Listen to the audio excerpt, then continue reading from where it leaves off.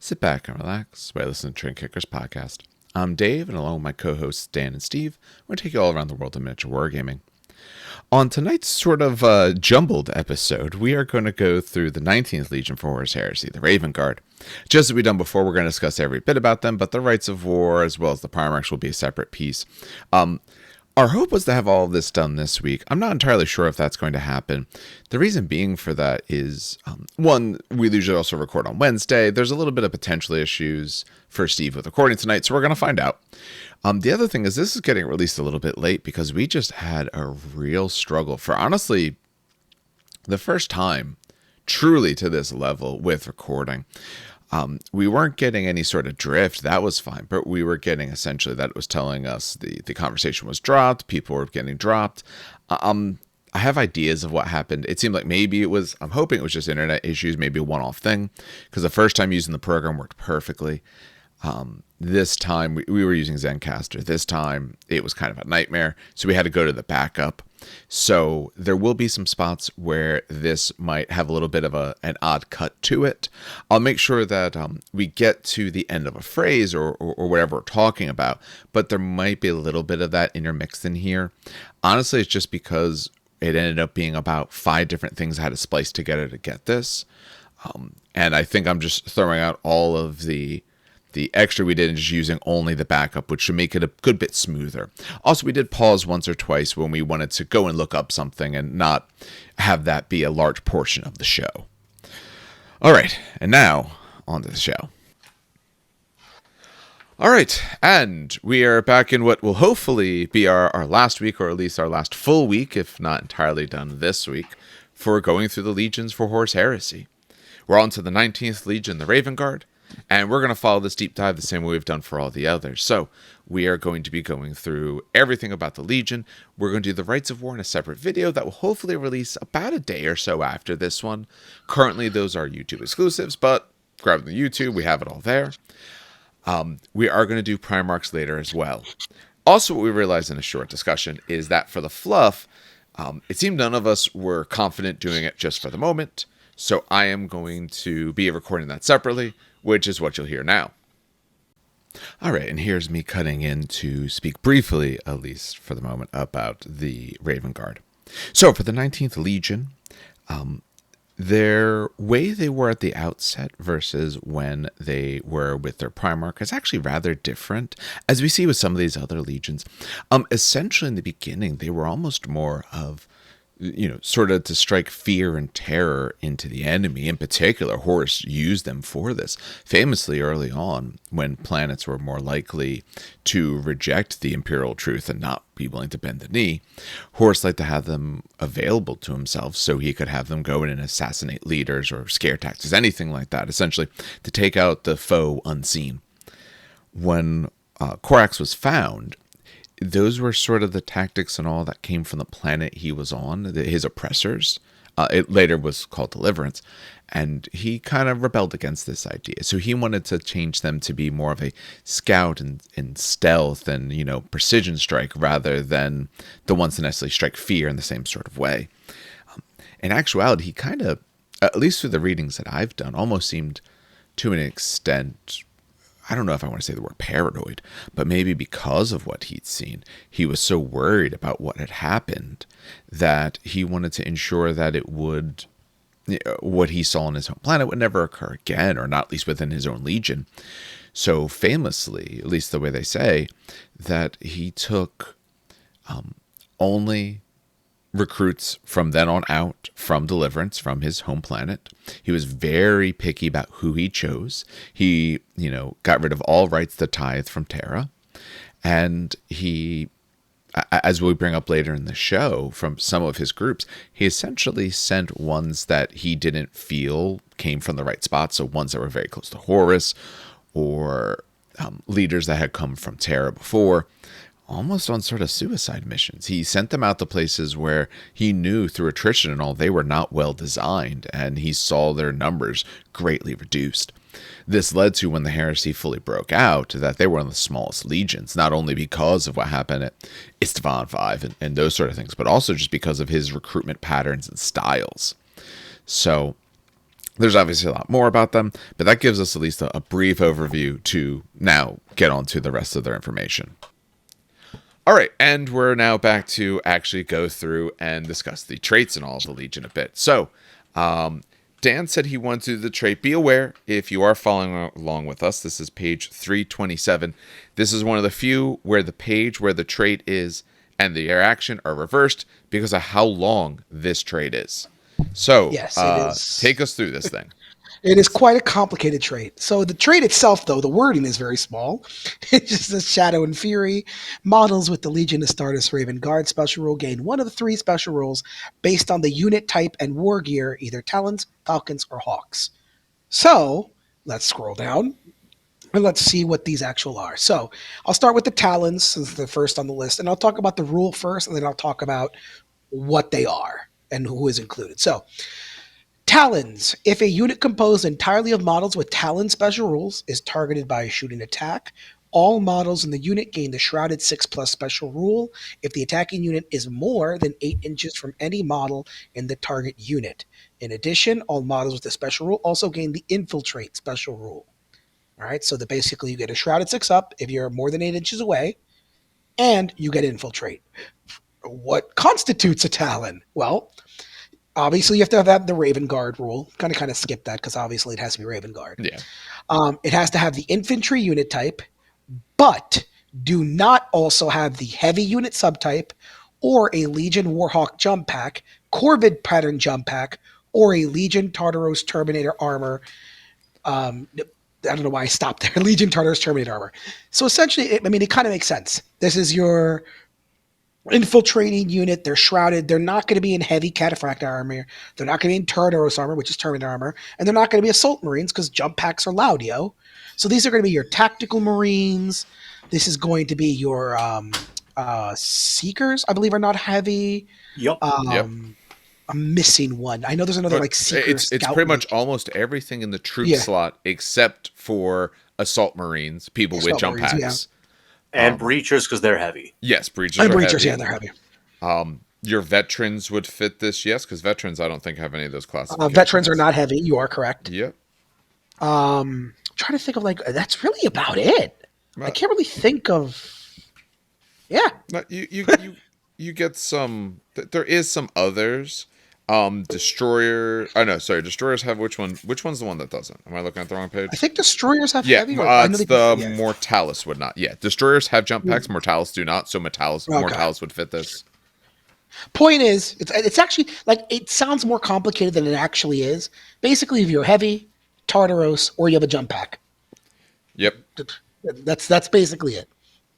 All right. So that's Talons. All right. So the next one is Falcon.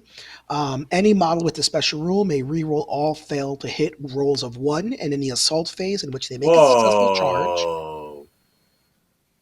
What happened? Wound rolls, not hit rolls. That's what I said.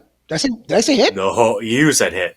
Did I say hit? Oh my god, I meant to say wound. Lord have mercy. Sorry, all failed to wound rolls of 1 in any assault phase in which they make a successful charge, even if that charge is considered disordered.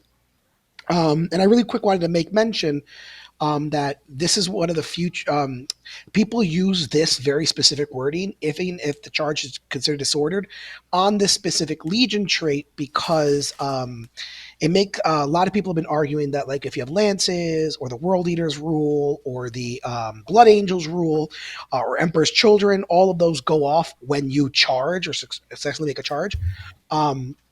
If you disorder someone, right, it gets rid of that rule. So people have been using this specifically to say, hey, listen, if you have a lance, you don't get the lance bonus because you're disordered, but the Falcons still get this because they specifically make mention to, even if the charge is considered disordered. It's just a cool little side fact that I wanted to make mention because it is something that I saw on the internet being talked about. And as I said, to a large extent, I agree with that just because they've set a precedent for how they speak about these.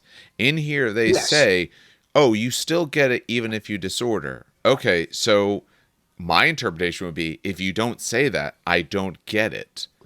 Because you've set a condition now that you will specifically mention things that occur during disorder. Because there's other spots in the book where they do say that. Like the World Eater's Legion trait, still Yes. get it disordered, for example. Yeah, that one Exactly. says disordered, so you obviously get it there. But yeah, I would say Exactly. if it's something that says on a charge or a successful charge, if it doesn't say even if disordered, you could make that argument. I mean, but it's still a successful charge. I But just wanted to point that out because some Yeah. people, I guess, I don't know where it comes from. I guess some people put lances on their bikes or something, and that's why. I don't know. Point is that it's a very specific precedent. It sets a precedent, and it's very, very specific. So Yeah. I just wanted to point that out we there. still need an FAQ that answers the questions that we have. And that's Exactly. one of them. Because then people ask, what about Emperor's Children? Their advanced reaction doesn't say they have to target the same person. Can they do someone else? That's what the problem with precedent is, but whatever. Yeah. I But just wanted it's to point that okay. out. Fearless models can't make Shroud saves. I'm glad they cleared that up. Yeah. Oh my lord! All right, so who gets Falcons? So obviously Raven Guard. So skip. So they have to have the They have the Dreadnought unit type. Any models with the infantry unit. So first, okay, let me pause. So because this one's going to get complicated. So Dreadnought unit type done. You are a Falcon. Congratulations. Okay, that's part one.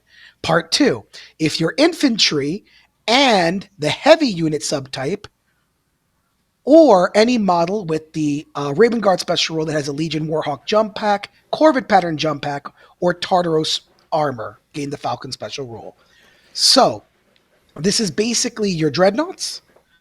And then, if I'm not mistaken, everyone else that we mentioned for talons that didn't get talons. So this is your Tartaros, your Cataphracti, your Breachers, your Assault Marines, whoever has the Corvette pattern jump packs, Tartaros, every infantry unit that didn't get talons gets Falcons. It's basically how I'm reading it. With their wording, yes, because you either have these items or you do not. They haven't Exactly. stipulated any other option or anything else that breaks it. So yeah, if you're infantry, you are one of these two. If you're a dreadnought, you're a Falcon. Exactly. And I mean, the only thing that they're missing now is cavalry and vehicle, which I'm assuming is going to be the last one. Yeah, that's Hawks. Yeah, exactly. All right, so Hawks is the last one. Any models with this special rule gain the Shrouded 6+ special rule on any turn which they run, move, flat out, or move as a zooming flyer, with this benefit lasting until the start of the controlling player's next turn.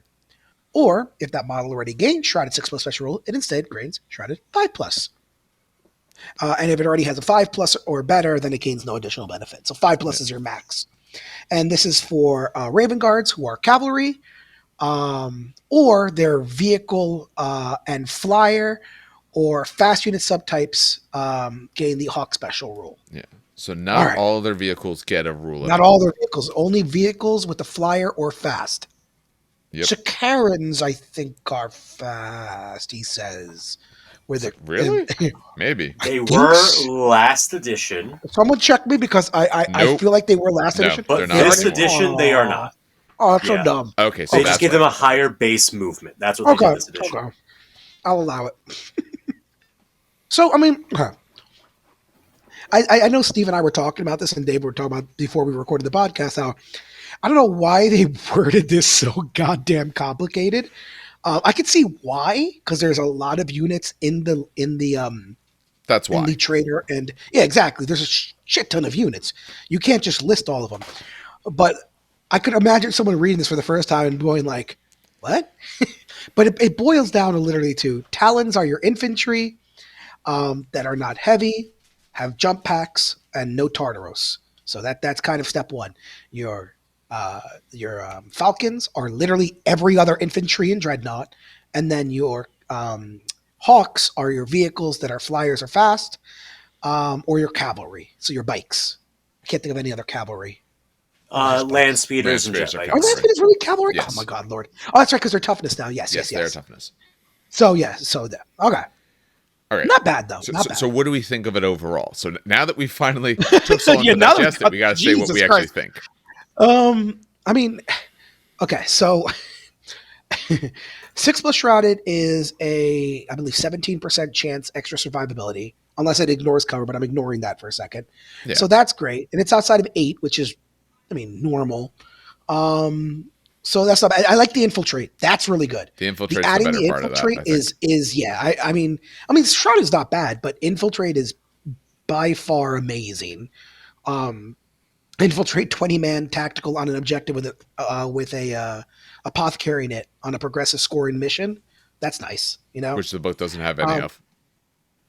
what happened? Oh, well, no, the book has one progressive scoring. Okay, It has one. one progressive scoring. Yeah, I know. The Falcon thing is nice. I laugh at the Falcon. I'm going to one. break your heart. What happened? Do it.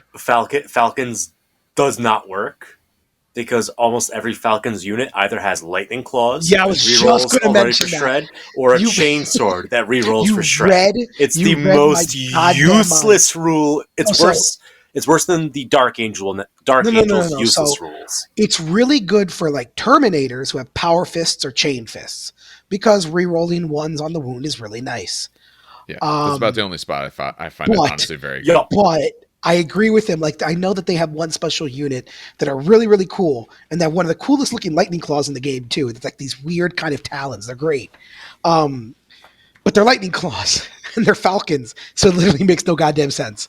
But that being said, and Hawks is okay. Hold on. What is? I'm trying to remember what Jink does. Like it's. I'm losing my mind Well, here. Jink no longer exists. Yeah, it's not No, a thing. don't flyers Jink as a reaction or Nope. like No, that doesn't. That's Okay, not a thing. okay. You're making that up. I'm making that up. All right, so they don't You know. are now, yeah. So then no. Okay. They can evade like any other unit in the game, Oh, okay. So then you know what? which is a 5-up. Which means they And get if nothing extra.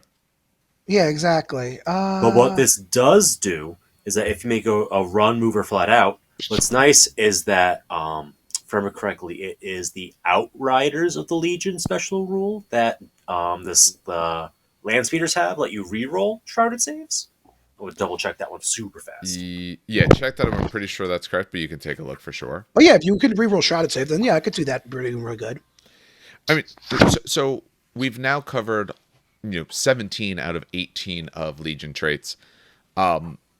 This one is situational to an extent because you have to have the right stuff and have the right pieces. But overall, I do like it. I think units get things that are helpful. Although, okay, I understand why heavy units can't be Talons, but it would be nice because those are the units where you really want to infiltrate. Some of the ones that are heavy who can't run, or maybe some of your Terminators, but that's more of both fluff and balance perspective. But I mean, the Shrouded 6-up is nice. You're going to get a save here and there. The infiltrate, I think, is the really nice part. And let's face it, also that Shrouded is going to help when you go, bolter v bolter with your attack squads, or they fire a special weapon at you. You might be able to eke out that little bit of an advantage that you need.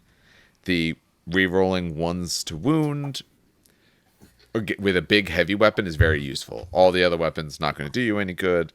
And Hawks, if you have some of those vehicles and all, for your bikes, it's potentially nice. But for your vehicles, it depends on if you just hone them or not. Okay, I found the rule. Yes. It's called Harbingers of the Legion, There it is possessed by the Landspeeder Proteus and the Landspeeder Javelin. Got it. So they get So those two units can reroll shrouded saves, which if they run pairs great with the Legion rule, I guess, because they have a 6-up rerollable. Yeah, okay, because they have no shrouded naturally. Correct. Okay, but that's still not bad. A rerollable 6, if you want to save reactions, because that's the other thing. You might not want to put your reaction on them. A rerollable 6 is not bad. I agree. Well, it's gives you a only on the chance at it. turn that you make those Yes. run moves. Is that the turn you set yourself it would up? It'd only be 4 reactions against you. Yeah. So I'm gonna run my land speeder. Oh, I'm gonna wait. No. No. It does literally nothing. Wait, why? Unless you're playing Zone Mortalis style missions, because the only way you're getting shot on a turn that you run is if you can run and shoot, which you by default you can't, but some things let you. Or if you deep strike, which is not running. Yeah, actually, wait. What? Hold on. I just realized. Yeah, because you have to run, move flat out, or zoom. See, zoom is easy. That's the easy one. Yeah, it's the runner move. Oh, sorry, I missed the next clause. With the benefit lasting until your next turn. Never mind. I'm silly. Oh, controlling players Ignore me. next turn. Okay. Yeah.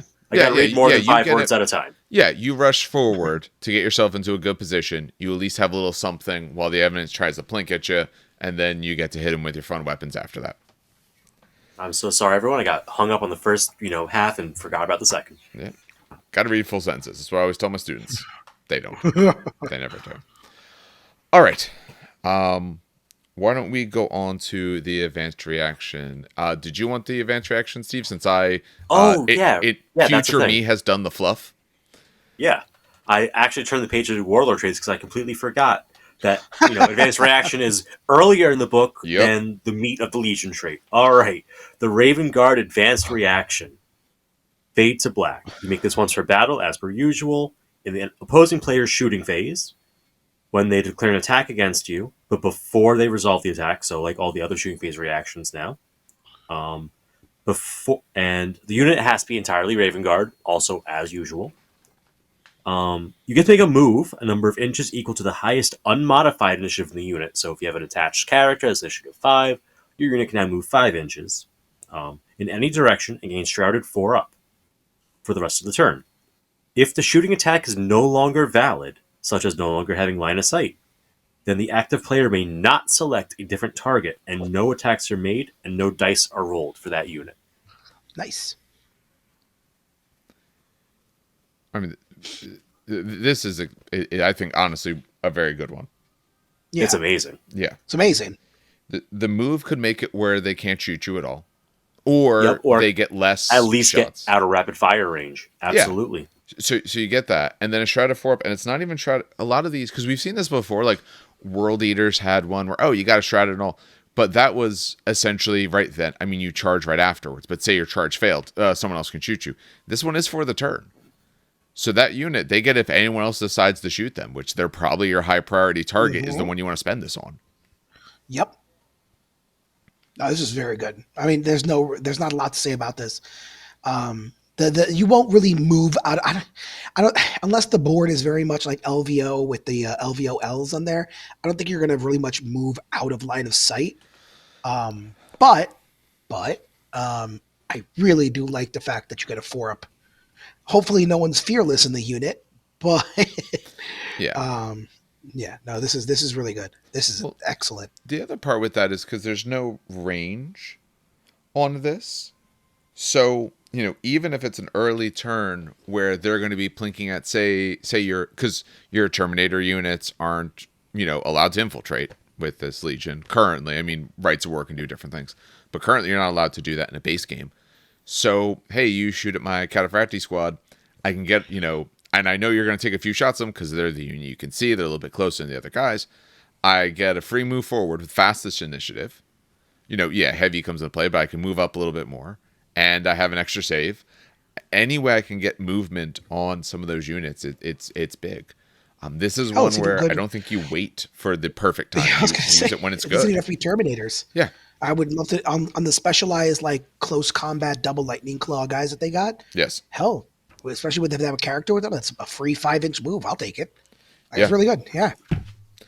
For Tartaros, it'd be 5 if they have an attached character. Cataphracti would lose an inch because they're heavy, but that's definitely a good use for it. I wonder if the Corvid. So how like the Thalax, Steve, and Mechanicum add the inches to their initiative when they're making a reaction. Mm-hmm. I wonder if their Corvid does that. I'm gonna just no, it doesn't. It just sets their move to 14. Yes. Boo. Okay. No, I just wonder because that would be kind of cool if that's all.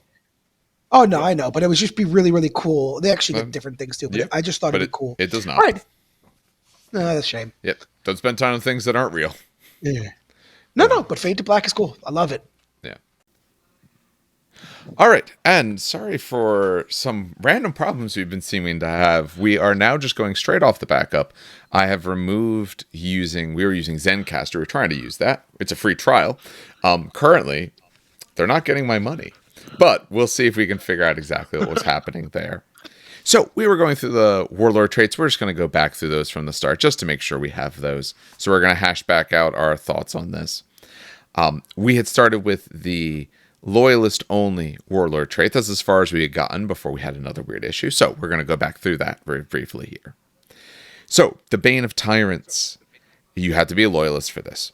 And the warlord trait says, this warlord increases their attacks and strength characteristic by +1 when engaged in a challenge, and by +2 when engaged in a challenge with the enemy warlord.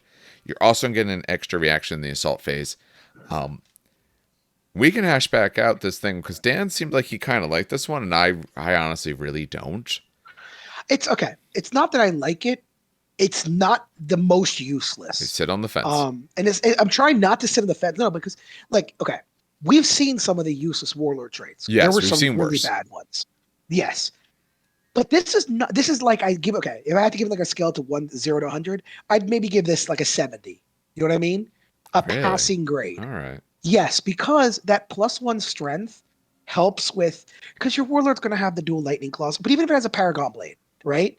Now, I believe Paragon Blade adds +1 strength. Now that's a strength 6 Paragon Blade. Mhm. That's not bad. You know what I mean? And it's Paragon Blades are AP too.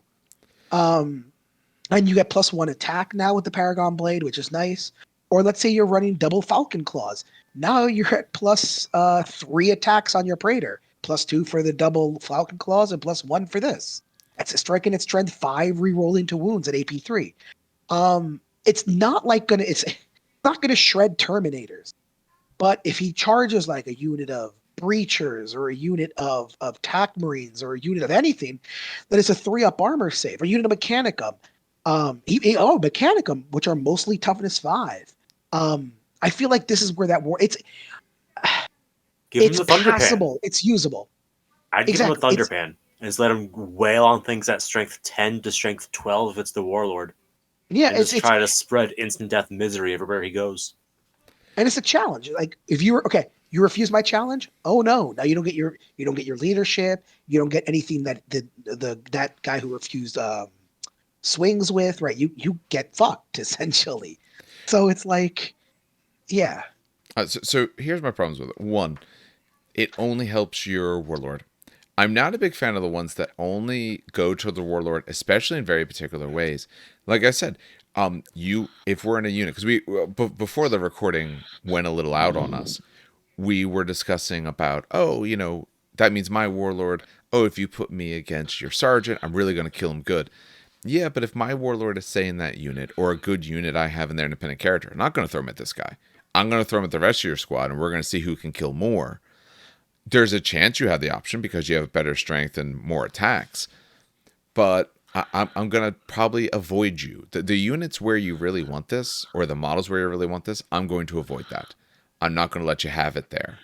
So I do think that it can be useful, but it's not quite as good or as useful as hopefully some of these other ones would be. But all right, let's see. Dan, you have the hidden hand because Steve's going to take the I'll trigger. take the hidden hand. Yeah. So when a warlord with this trait is in reserves, interesting. Sorry, I haven't had that one before. Sorry. When the warlord with the trait is in reserves, the controlling player may choose to re-roll all failed reserve rolls. Oh, it doesn't have to be successful. And when deployed on the battlefield, the warlord and all models in the unit he has joined gain the Fleet 2 special rule. In addition, you may make an additional reaction during the opposing player's movement phase, so you get an additional movement phase reaction. All right, so you get to reroll all failed reserve when your warlord's in reserve, and when he's deployed on the battlefield, you get Fleet 2. Do the jump packs let you deep strike natively? Yes, they do. Yeah, jump packs do.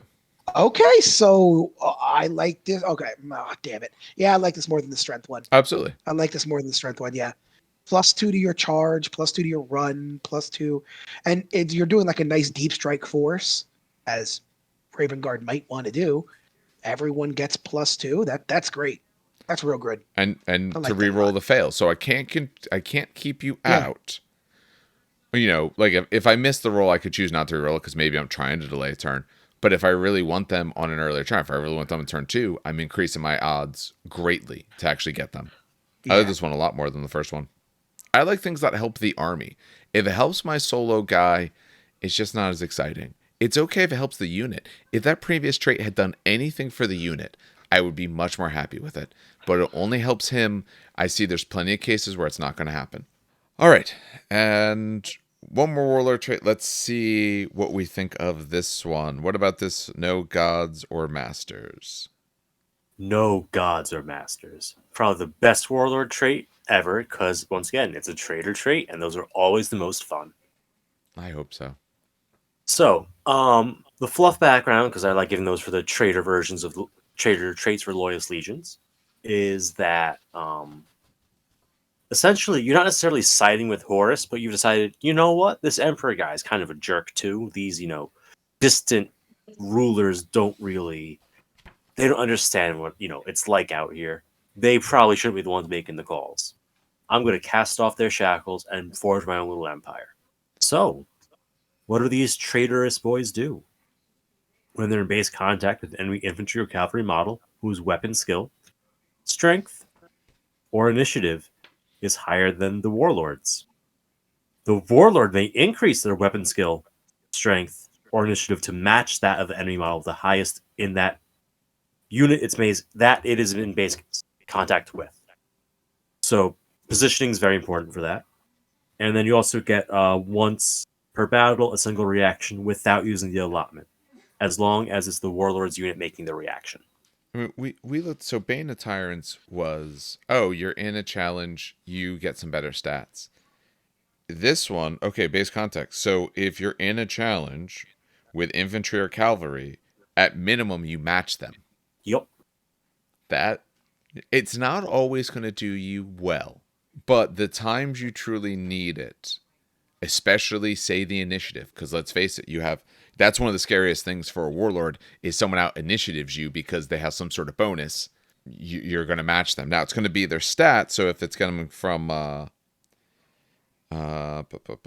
something from Reach or Duelist's Edge, yeah, you won't get that, but like that. You can match them otherwise.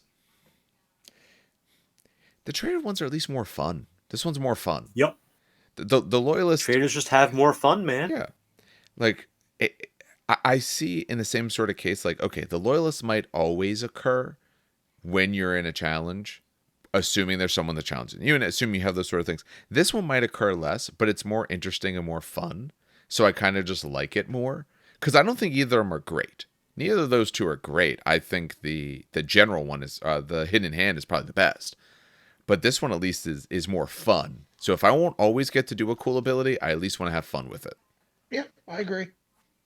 You are probably too far from your mic there. Oh, there you go. I agree. That's better. Yeah, yours might have been a little bit low. All right. Any other thoughts on these warlord traits? I like them. They're the strength. Like I said, they go from good to the strength one won't be feel bad if you take it. So yeah, they're good. I don't think either of the other ones are feel bad. I think the other ones are, are to a certain extent less useful, but I do think they can have their own fun, especially the trader one. All right, we are on to the Armory. We're going to try to catch up for some lost time because we had a lot of lost time trying to get this recording here done. But they have a total of 4 things. 3 of them are small and 1 of them is big. But the last one is actually very simple. Okay. Believe it or not. Well, no, I believe it. With some of the stuff, they just have to explain a whole bunch. That's fine. With normal Warhawk jump packs, it's a big, big thing. Does anyone have a favorite thing? I'll pick talons. I always like melee weapons. You did talk about how good it would be with that warlord trait. So now sell us on it. Yes. Yeah, exactly. So Raven Talons are essentially lightning claws that are special. So you can replace the lightning claw for 5 points per weapon. So if you want 2, it's 10.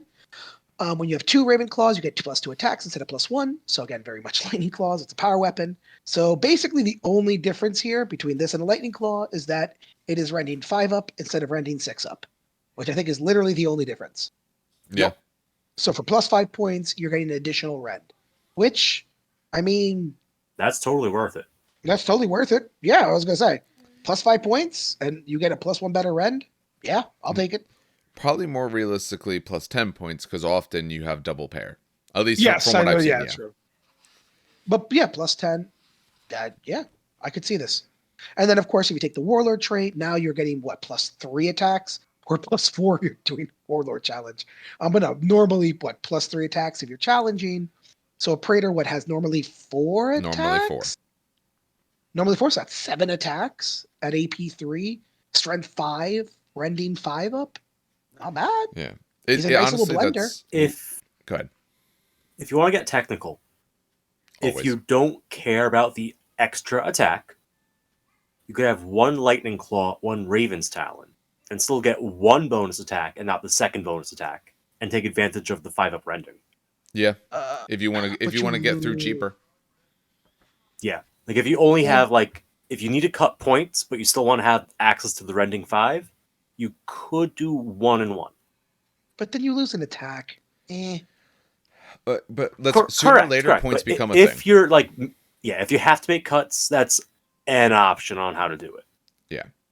I've built enough lists now where it gets to the point of I do have to look and say who's losing what, because not everyone gets the toys that I want to put them with. So someone's got to get cut. That's an option to get cut. Because say you had 5 Rending Claw Tardos Terminators and you wanted to get the Raven's Talons, it's 25 points versus 50 points to upgrade those 5 guys. Yeah. And those 25 points might be needed somewhere. Absolutely. So that is an option. A lot of these board gear options says that model replaces all instances of weapon X with weapon Y. It's a weapon by weapon choice. So you could do 1 and 1. Should you? That's your own decision. Yeah. But you can. It's nice that you have the option. And like I said, you look at points because you're gonna have problems with points. Absolutely. All right. Steve, do you care which are the other 2 things? I'll take Improvisers so Dan could. Yeah. So, any Raven Guard character may be given an Improviser for 10 points. They gain Night Vision, which, correct me if I'm wrong, confers to the unit. I believe that's correct, but. And they also get a +1 bonus to their ballistic skill characteristic.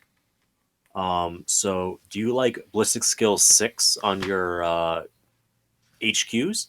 I do. Or 5 on your squad sergeant with a sniper rifle. Also nice. However, the model on their unit are initiative 1 for all blind tests. Well, yeah. Yeah, night vision does confer. All right, so you give your unit night fighting and give the squad leader +1 ballistic skill for 10 points. The trade-off only sucks if you feel like you face a lot of conversion beamers or a lot of mechanical with photon thrusters. Otherwise, this is great. Yeah, for most of your games, this is going to be really, really good. Because you're going to want night vision because you're the Raven Guard. Like Night Lords, you have that competitive edge in that style of gameplay. So you're going to want it whenever you get a chance. Night Vision also, do not forget, negates shrouded saves. Yes, it does. So if you had a high-power unit like a Plasma Gun Squad, taking away the cover save option is exceptionally nice. And your Sergeant hitting on 2s is nothing to sniff at either. I'm not saying every unit should have Improviser, but I would definitely look into having some.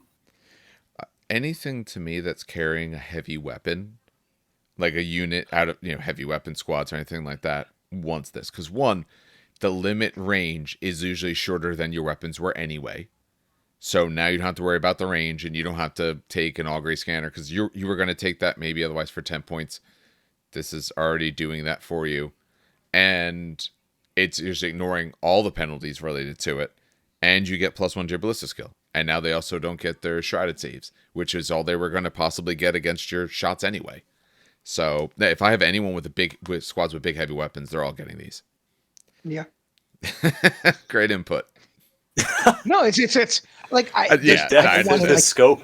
No, it's just it's like it's it's I don't want to repeat everything you said. No, I understand. It's not. It's okay. It's a simplistic war gear, but it's an awesome war gear. And because it's simplistic, I don't want to repeat everything you said, but I can say that, this is an awesome piece of war gear. Please take it. What's nice is because it says the mechanical player with 1,000 blind weapons. Yes. Please take You know what? Now someone else feels the pain of being initiative 1 and 2 and taking blind tests. Fuck. I hate it. I hate it so much. So, but the nice part is also because it's character units, not independent character. We've seen other ones where it kind of goes on that, so you can throw it on the units you want. Yeah. All right, so I will take Was it Cameleo line? Is it? No, wait. Isn't it supposed to be Wait, what? It's not chameleon. No, it's not. But there's a way to say this, and it's going to annoy me. Okay, I'm gonna go with this is an Cameleo actual line word. for now and annoy you. Yeah.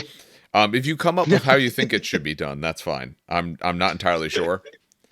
I teach math for a living, not English. Yeah. So, any Legion Praetor or Legion Centurion that's Raven Guard special rule may be given this Cameleo line upgrade for 20 points. They get Shrouded 6-up special rule. Okay. Or improve an existing version of Shrouded by 1 step, for 5 to 4, for example. A model with the Mortifactor or Praevian console upgrade cannot select this. Oh, sorry, Mortificator. So before you say anything, I was gonna say it's not an actual word. That's why I'm getting confused. That's not surprising. Yeah, they made up things. It's a made up word. I'm not a huge fan. So what consoles do any of the consoles have Shrouded naturally? Because if you don't have Shrouded naturally, okay, because the +1, yes, I know off of their, which one was which? Off of their talents, right? You could get a 6-up, so this could make it a 5-up. But I don't necessarily feel that that's what I want to spend 20 points on. Do any of these Centurions naturally have one? I don't know. The only one I would think here, let me check. Legion console upgrades, right? Hold on, I'm checking my cheat sheet. Yeah, if you have a cheat sheet, Pathfinder doesn't do anything. That's of worth, because I'm just curious if any of them get that. I gotta eventually send this to you so you the can put sniper does not. That's why I was checking him. Yeah, he does not. Yeah, Saboteur doesn't. Does not. Or Saboteur is AL. Sorry, I'm looking at generic. That's all right. We don't have to go through the ones that don't have it. I want to know if any of them do have it. Yeah, no, I can't see anything. Thematically would, and I'm not. No, and Alpha Legion doesn't have it either. None of them. Yeah, okay. I was gonna say, literally no one does. Yeah, I'm not huge on this, just because I like the fluff reason that Mortificators or Praevians can't get it, because it talks about this is from the Dark Age of technology. So like those are the guys who are more aligned to tech priests and stuff like that, so that you don't want them to see what you're doing. But I for 20 points, I'm not. I'd want to already have a 5-up at least to go to a 4-up or better to care about this. So if there's other ways to get them, cool. If I'm not getting it, I'm not going to put it on him. I don't want him to have a 6-up, not for 20 points. All right, Dan, what about these jump packs? There's a lot of words. So So I'm going to just paraphrase it because no. So essentially, you can replace your normal jump packs, your Legion work with Corvid for 10 points, and it is worth it. So you set your move value to 14 when you activate your jump packs, which is like a normal jump pack. Well, 2 faster, because normal jump pack's 12. Oh, really? Oh, yeah, normal jump pack's 12. I thought it was 14. Why am I thinking? Oh, bikes are 14? I think that's most bikes are 14, and someone someone else had like a special thing, but no, normal jump pack's 12. Oh, okay. I just got all right. So yeah, so you go to 14. This includes the bonus for charges, blah blah blah. It's basically the normal. Where it gets interesting is the kind of the second paragraph and the second half of the first, which is basically when you activate, you ignore obviously any tests or any dangerous terrain that happens when you go over it, but you gain a 4+ invulnerable save against any wounds inflicted by a failed dangerous terrain test. Okay, that's interesting. That's a nice little helpful addition in case you land in something and you use your jump packs. So that was the first paragraph. Set your move value to 14. Get all your bonuses and shit, but you get a 4+ invulnerable save against wounds failed by dangerous terrain tests. That's the first paragraph. There's 4. There's essentially a lot. The second paragraph, you may still run. When you make a run move, you can add the initiative characteristic of the model to the 14 if you activate your jump pack. But you can't make a shooting attack and you can't charge. So I think that's the normal jump pack. That is the same. Where you can add your initiative. Yes. Okay, good. I just opened it up to check. I think bulky 3, bulky 4, Hammer of Wrath 1, and Deep Strike are all the normal, unless jump packs are bulky 2 for some odd reason.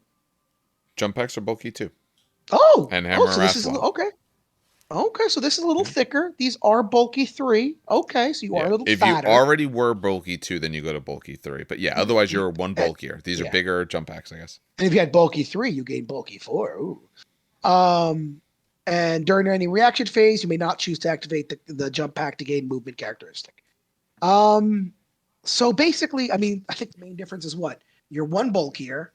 Yeah. And you get 2 a 4+ further move. invulnerable save, 2 further move, and a 4+ invulnerable to difficult terrain. For 10 points, that's not, I mean, shit, that's really good. But that's not 10 points for the unit.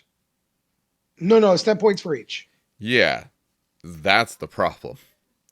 Yes, so notice they do have to be they have to be an independent character as well, so it's not too bad because you're not putting this on regular people. Yes, you put this on your Praetor or your console to run with your pardon me, I had like a burp coming in with your Dark Fury squad, which has these already built in.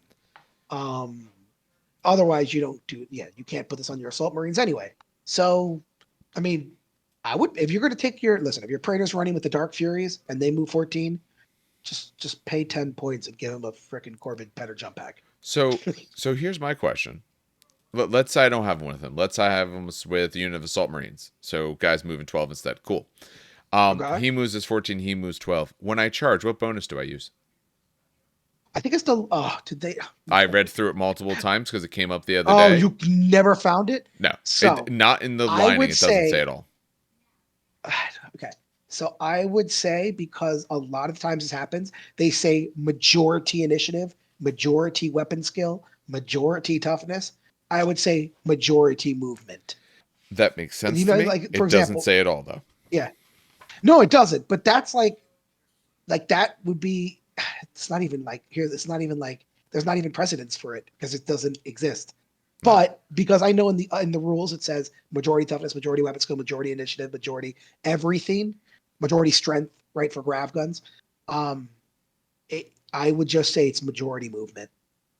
All right. Yeah. Right? That makes sense. That makes sense enough to me, but it didn't really say. All right. Any further thoughts on any of this war gear? I think we're covered. All right. So, out of the book, these guys got a total of 2 squads. That was the only units they were given. They both do have an exemplary battles unit, and they do get 2 characters from the legacies. So we do actually have a few different things to go through. Does anyone have a favorite for any of these? So the 3 squads, makes sense each one of us can take a squad. Does anyone have a particular squad they want to talk about? Honestly, I'll take the Dark Furies because I do like them and I think they look awesome. Okay. So I will take them. Okay, when we get to them. Mor Deythan. Huh? I'll tackle Mor Deythan. Okay. So, Mor Deythan are the one next in the book / they are the next ones that I have in my notes, and that's the more important thing. So go for it. All right. So Mor Deythan Squad, it's 150 points for essentially a Seeker squad that's got 2 wounds per model. You get 5 guys. They got, but instead of having the Kraken Bolter, they've got a chainsword and a shotgun, as well as shroud bombs, which is very nice to see. Yes. It's something that I sorely miss when I'm running Seekers and not Recon Marines. They are relentless, so they can move and shoot. They can scout. They have a special rule called Fatal Strike. And the unit is also skirmish, which means they have a 3-inch coherency. Let's cover Fatal Strike real fast. Once per battle, a unit with the special rule may declare a Fatal Strike at the start of the controlling player's shooting phase. For the duration of that phase, the shooting attacks of all models in that unit with Fatal Strike gain the Rending 4-up special rule, in addition to any other effects the weapons might have. This does not replace or improve any other versions of the Rending special rule possessed by the unit and may not be used in attack weapons that have either the template or blast special rules. Oh boy. Do you want to tell the people or do you want me to do it, Steve? You're coming a little low. The rule's broken? You're a little bit far. Oh, do you want do you that want the rule doesn't work? No. What the hell? It does work. You not give with them sniper Volkites. rifles. No, you. Oh, I mean Volkites. And then we'll of a get sudden, to it. We'll get to it. I was gonna So say, they come with chainswords and shotguns and bolt pistols, which are all very fun. Ballistic skill 5 means we'll be putting those to good use at range. But why waste ballistic skill 5 on a 12-inch range weapon and a chainsword when we could give them power weapons and chargeable weapons? Nah. Nemesis bolters. That's more like it. 72-inch range, popping shots across the table, picking out preferred targets. Good stuff. Or we give them Magna or minor combi weapons. It's an option. I don't think it's your best use of points, but at least, with Ballistic Skill 5, you'll be hitting more with it. However, for every 3 models in the unit, 1 model may exchange a shotgun for one of the following. Your options are a Volkite Charger, which will get rending 4 up on that special turn. You could get a Flamer, which will not get any benefit from it. You get a Melt-A-Gun, a Plasma Gun, a Plasma Pistol, or a Missile Launcher with frag and crack grenades, which, as a reminder, you can fire on the move because you are relentless. The unit leader can take Melt-A-Bombs and upgrade to Artificer Armor. And finally, I forgot to mention this earlier, you could add up to 5 additional models for 25 points apiece. I'm not entirely sold on the Volkite option that you like, Dan, for the simple fact that it's 1 in 3. So the turn I use it, I'll get a few. No. It's a combi weapon. You give them doing the minor combi. It is a minor combi weapon. Yep, and you do the bolter and Volkite shot at the same time, and they both get rending. And I've seen this done before where they pop out of a rhino, or they just are on the board and you're going first, and 10 dudes roll up with bolters and Volkite, and all of them rend on a 4-up. And you get to shoot both this edition, which is gross. There's no reason to ever take a basic Volkite Charger where you can take a minor combi weapon for the same points cost. Yeah. There's literally no reason. It's literally, you load the squad up with minor combi weapons, take 2 of them. You really don't need many, just take 2, and you eliminate whatever they shoot at for a turn. You'd have to bring more than 2 if you actually want to eliminate people. I'm sorry. Sorry, what happened? If you're trying to actually eliminate people, you need more than 2. No, but it's 4 shots per model, so that's 40 shots hitting on 2s. Well, no, so you're not bringing a few. Then you're bringing everyone with it, and then you're also going up to 10. Squad of 10. A full unit of 10. Yeah. You always bring max squad. Always bring max squads. No, I think that's a slippery slope. Always trying to go with that. For delivery systems, they can take Rhinos and Storm Eagles as dedicated transports. Rhinos only work if you have a lot of them, as I've seen happen too many times. So I'm like, I'll put this one squad in a Rhino. The Rhino dies. Yeah, the Rhino dies. And then the guys inside die because it's strength 8 on the explosions this edition. But Storm Eagles, if you want to live through hell and put one of those together, it's an option. I do like these guys. I do think they're good. I do think they can get very, very strong because I didn't think about the minor, because I thought you were talking about the Charger. But yeah, doing with the minor is overall better. Relentless will help them with the bolter shots. Actually, no, not with the bolter shots because they don't have the other roll. But that's actually still very good. For that one turn you get it, you just better hope it actually works. Because if not, they don't have much else after it. But I do like them. I just don't think I always want to max every single squad I ever see. I think that's a dangerous slippery slope to go down. Don't forget, these will be talons. So they get Shrouded 6 and Infiltrate as well. Yeah. The Infiltrate's probably the nice part there. Shrouded, okay. Yeah, Infiltrate plus Scout means turn 1 shenanigans.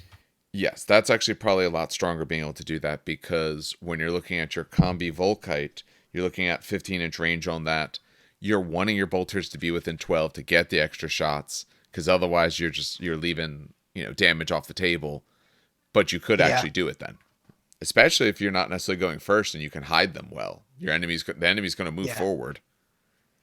I know, I've seen it used on multiple battle reports, and it is expensive, but it does delete essentially a very dangerous squad off the table. It can. I absolutely see how it could. Unless you roll like shit. Well, or they roll well, like I said. It is a 50-50 actually on that Ren part. So, because that, if you're Yeah, but looking at it that way, 40 you're looking shots. for the rend. Okay, I understand that. Yeah. So 40 shots, you're going to miss about 6 to 7 shots. So you're looking at about 32. So about half. So you're looking at about 16 rends, which is good. If the unit has an invul save, now we start having things with that. They do potentially have a reaction. I'm not saying you're not going to do a lot of good. I think you will. But I think this is a spot where someone could get a little bit of a gambler's fallacy type of look of, hey, I used it this time and it deleted that unit. Man, this is the most amazing thing ever. I think then you could go to another time. Because it's the start of your shooting phase for the duration of that phase. So that means if I can react to them first, they don't get it. So this is a unit where if you see them, you want to shoot them before they get a chance to shoot you because they can't use their rending on reactions. And word bearers will make you cry. Yes. Because their advanced reaction will completely negate that strike. Or Alpha Legion, which because one guy will just stand in front and be like, "Yes, me, take me," and the rest of the squad will just stand around there. Yep. I the person that won the battle report I saw was Alpha Legion, and we'll talk about them next time. But they just pooped away. They were like, "Nope, I'm not there anymore. Bye." It was so sad. Yeah, listen, so sad. they are good, but I always caution to put all of your eggs in a basket of when I do this. Oh, it's going to wreck my enemy so hard. Your enemy knows plans as well. Your enemy is also trying to play a game. You will not always will not get your ideal conditions all the time. So, very good. I mean, the good news is I like the other special unit more anyway, but I could see then tell us about it. Yeah, talk about it. Why are you talking about this? Okay, we're good. Yeah. Talk about them. Oh yeah, these guys I love. First of all, before I have Dark Fury squads look amazing. I love the way their jetpacks look, and I love the way their talons look. Like when you think Raven Guard, this is like essentially the epitome of what Raven Guard should look like. Agreed. That being said, there are 150 points, so the same as Mor Deythan. I think they're better. They have a veteran stat line. Hold on, give me a second here. No. Leadership 8, 9. I'll talk about the sergeant in a second. He's weird, but 2 wounds, initiative 4, attacks 2, leadership 8, 3 up save. Yeah, that's a veteran stat line, isn't it? Yeah. Don't veterans are weapon skill 5. These guys are not. Not the normal guys are not. Sorry. Yeah, vets are weapon skill 5. But the sergeant is weapon skill 5, leadership 9, 3 attacks with a 2 up save. He does have artificer armor. For free, yay.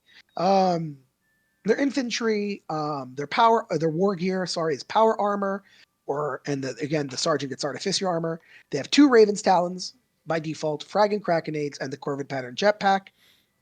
They have deep strike, obviously from the jetpack itself. They have precision strike 6 up and sudden strike 1.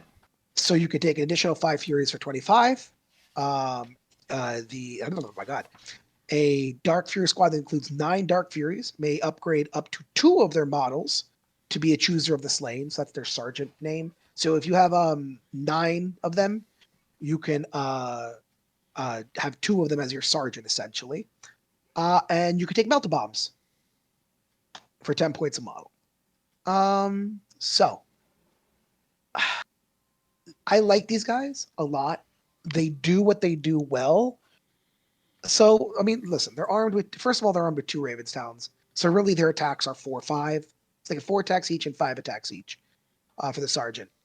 If they charge, it's 5 attacks and 6 attacks. So they're approaching damn near World Eater level attacks. They're sudden strike 1, which if I'm not mistaken is they get +1 initiative on the charge. Correct. Okay, very good. So they're initiative 5 on the charge, which hopefully they charge if they freaking move 14. Jesus, please. Bar any shenanigans. And they're going to get even a squad of 5 for 150 points is going to put out what? So if they charge, that's 5 attacks. That's 25, 26 attacks. Yeah. Right? From 5 of them? What is it? All right? Yes. Yeah. So 26 attacks. Some of them hitting on 3s, but some of them hitting on 4s. Any 6s you roll, though, can go on whoever you want, which is really nice. In case you want to fish for those Rend 5-ups on a Sergeant with Artificer armor, in case you didn't challenge. Because you remember, you can Precision Strike into a challenge. And you can Precision Strike out of a challenge. So you could Precision Strike that stupid Apothecary. Don't believe that. Yes, you can. Oh my God! Please don't make me open up the rulebook in my car. I had to. I spent like an hour looking for it. You can precision strike in and out. It's Well, very okay, you weird. can't say something so Yeah. controversial without being able to back it up. Oh my god. All right. Go to precision strikes and then go to challenges and you'll see. While Steve's looking that up, because I know he is, precision strike 6-up is still really good, even if you can't go in and out of challenges, but I know you can. And honestly, they're just a good unit. 150 points for 5 dudes is not bad. Would you ever take 5 though? I would actually. Fun fact: this is one of the few units that I would. You talk Believe it so or much not. all the time how every unit has the max, and you're like, no, I would take 5 of these. The only reason why is because they actually output the damage I need. Like they output enough where I can run them in smaller kill packs, and like 10 would be overkill in my opinion, right? This 26 attacks with now I have to actually do math. So he gets 5, 6. So 12. If you have a unit of 5, you have 6 attacks hitting on 3s.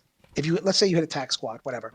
6 attacks hitting on 3s, and 4 times 16 attacks hitting on 4s, and then re-rolling to wound with rend 5-up and shred. And any 6s you roll to hit, you can pick and choose where it goes. That's enough attacks. They're not going to kill the squad, but they're going, and remember, they're into striking into 5. That's so the this, best I part think, of is them. your. Yes, I didn't mean to skip over that, but yeah. That's why you need to have a 10-man squad, so you guarantee that you're going to kill them on that first strike. But honestly, like you're going to still kill a good chunky amount. Maybe remember if you rend on a 5 and you have shred, but if you succeed otherwise, and you're only succeeding a little bit more, but if you succeed otherwise, it's not going to help you. Luckily, they don't have anything that ups their strength, which would actually make them worse. Well, it literally is AP3, which is why I said these are great. Like if you have a tax squad, this is a great tax squad muncher. Or a breacher. Breachers, I think, are 3-up save as well. So this is a good breacher. This is a good breacher muncher. Because if you have that artificer or armor sergeant, you can precision strike him down. If they have an apothecary, you can try to precision strike him down because you're going to still get around 4 6s out of all of your attacks. But Dan, consider this: you could have 3 squad sergeants in a 10-man unit. No, it's 2. It's up to 2. Oh, geez. Oh, I read that wrong. I thought it was only I meant like you could have 2, not up to 2. No, you could have 3 total. Oh, that's not bad. Look at all those extra attacks and weapon skills, and yeah, it becomes unwieldy at that point. And they give them melta-bombs. I know the melta-bombs I don't need. That they're not going against vehicles. Why not? Because they rend 5-up already. With enough attacks, maybe I'll rend the damn thing down. But honestly, they're going to be too expensive at that point. These cause instant death to dreadnoughts. Listen, if a dreadnought charges that, I'm fucked anyway. I was going to say. Your weapon's still 5 on that sergeant. You do? Oh, that is good. But your initiative 1, that's what's going to suck. Initiative 1 on the melta-bombs is going to suck. Yeah, it's 275 for 10. And then if let's say you're including 2 more, that's already 305 for this. Well, actually, 305 is not bad. I was actually expecting a little bit more. 305 is not bad. That's without the melta-bombs. All right, so we looked through it. Looking through precision strikes, it looks like you can. I would still, because it's rather than normal wound allocation, I would still like an FAQ on anything like that. Because anything where they break the rules that much, I think they do need to definitively say. But by looking at it, it does seem that you can. There is some other problems with challenges, but it does look like they could. I mean, they're still good either way. Yeah, they're still okay. So they're still good either way. Yeah. But because of that, rather than in precision strikes, they absolutely can. You can have your sergeant accept the challenge, still attack an initiative 5. But let's say he doesn't kill him, you get precision strike into it and try to kill him with the rest. Although they would be going at the same time, unless you have a character that's going faster. Exactly, but because of precision strikes, the way it's done, you precision strike 1 at a time. So since they're attacking all at the same time, you would see who precision strikes, and then you go. You're supposed to fast roll it, but technically you're supposed to go, all right, this precision strike is going to X. Let's roll to wound him. Okay, it does this. Does he die? No. All right, this precision strike is going to. What most people do is Yeah, that they very just be true. like, all right, all of this is going here. Then if it does that, it's going. We just kind of fast roll it, but yeah, it's still a very good and yeah. Yeah, no, they're a good squad. They absolutely Yeah. are, and they're Yeah. surprisingly cheap for the extras that you get for them. I was good. Assault squads are how many points for 10? I was trying to Like find what, that. I could not for the 125, life of 150? I me. gotta get to assault squads. We're now Yeah, near the I was back gonna of the say. book, so it takes a moment to get towards the front because we're kind of far from Yeah. the back now. Sorry, far from the front. Oh, you good? You good? You good? You good? Uh, Because if they're 125, I 145. don't see a world. 145. They're 140. Oh Jesus. Yeah, I don't see a world where I take normal assault squads. I Yeah, know I don't. I know you I say do. spam and everything, You but you get more bodies, which could be very useful, and okay. also you need troops in line. If you want line, these guys are not line. Oh, hold on. Yeah, they're elites. Okay, you're right. Yeah, their You do rights of need war line. don't give them anything like that. Yeah, you do need line. You do need line. Yes, Okay. Okay. and other assault troops are very fitting. You know, like because Yes. remember these guys. Okay, a 5-man squad is about the same points, but you don't want all your things to be little 5-man squads because those can be killed. You know, it's Yes. one thing when you're a shooting unit. I think you can be potentially smaller when you're a shooting unit because at least you can react back and maybe put a bunch of damage on the opponent, things like that. But if you're assaulting unit, they're the ones I'm more inclined to put more people in because I need to actually be able to do enough damage and survive out. You need Yeah. bodies just to connect. Yeah, you're going to Yeah. lose people Okay. on the That way makes in. sense. But yeah, no, I love these guys way more than the Mor Deythan, to be quite honest. These guys are top. And again, that precision strike 6-up is so good. All It's right. it's so secretly good. All right, they have one more squad unit. This is out of their exemplary battles. So this is the Deliverers squad. This is their Terminator squad. Because everyone gets a Terminator squad. So these guys are 225 points. They're going to be in Cataphractii armor, so it's a Cataphractii squad. When we look at it, they are very similar to a base squad, although they're weapon skill 5, and their leaderships are 8, 9 for their leader, who's called a chieftain. They get combi bolters and power weapons, and the normal Cataphractii Terminator armor. Obviously heavy and all. Stubborn, relentless. Stubborn's a little better because inexorable is a little bit worse. Bulky 2, which is the same. They have the rule Corax's Shame, and they actually get Deep Strike, which is huge Ooh, because natively. Cataphractii are very, very slow. Or you have to Yeah. buy them a 200 some point or more transport. These guys you don't. They don't have a dedicated transport option, but so you can take up to 10 more of these guys. They are 40 points each, so they can go to that lovely 15 that Dan loves. They have the normal style or somewhat normal style types of upgrades for a Cataphractii unit. Every 1 in every 5 can take a heavy flamer, Reaper autocannon, multi-melta. Multi-melt is special. Yep, the multi-melta is the more multi- special yeah. because normally it is the plasma weapon. Plasma, what's the name of it? Plasma blaster. Yeah, plasma blaster. So these guys get the multi-melta. A few others have, but they do get the multi-melta. Okay. They can swap out the Power Fist for 10 points or the Chain Fist for 15. They do not get the normal Cataphractii of being able to go to Thunder Hammers and all. They can take minor and magna combi weapons, and anyone can exchange both of them for 2 Raven's Talons. So you can't do normal claws, but you can do the Raven's Talons. Their special rule is that they have Corax's Shame. So, if selected as part of an army with the Loyalist Allegiance, models with the special rule gain the Battle Hardened 1 special rule. Ooh. If selected as part of an army with the Traitor Allegiance, they get the Hatred Corvus Corax special rule. No. If you're taking these guys, you want to be Loyalist. The Loyalist is so much better. So much better. What a good no. What an excellent no. Yeah. Oh, man. It's short. It's very, very fluffy, but it's bad. In addition, No. if selected as part of an army that includes Corvax, no models with this special rule can be within 18 inches of him, including when models from this unit enter play from reserves, and he may never join the unit that has join a unit that has any of these models with this special rule involved. Who cares? You would care if I you had love them on the same Fluff. force. It fits the Yeah. fluff perfect. I love Exactly. the fluff for this unit.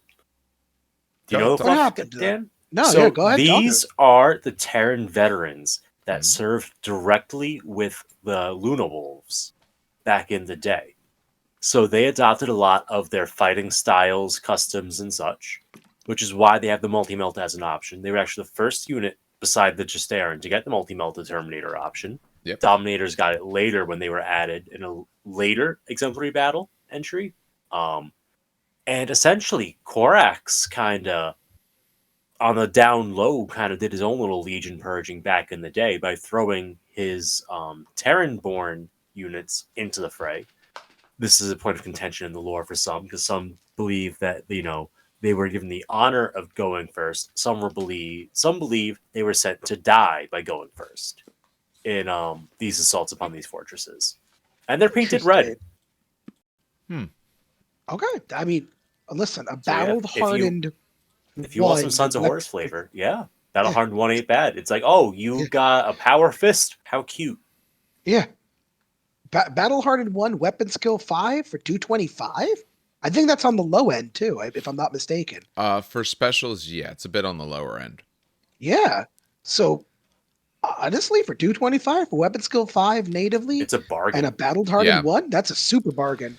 Now, is this a 0 to 1 unit or Yes, as it's many 0 as to you 1 fit unit? Yeah, Which 0 to makes 1, sense. Usually take when they're a 15. little bit cheaper like that and they sound really, really good out of the exemplaries, they're usually 0 to 1. Yeah. I would absolutely take a unit of these guys, though. I would take a squad. 100%. Yeah. 100%. Yeah. I wouldn't be trying to go to the 15. I think that's just ridiculous. But then you can have 3 multi-meltas. That's okay. It's still ridiculous.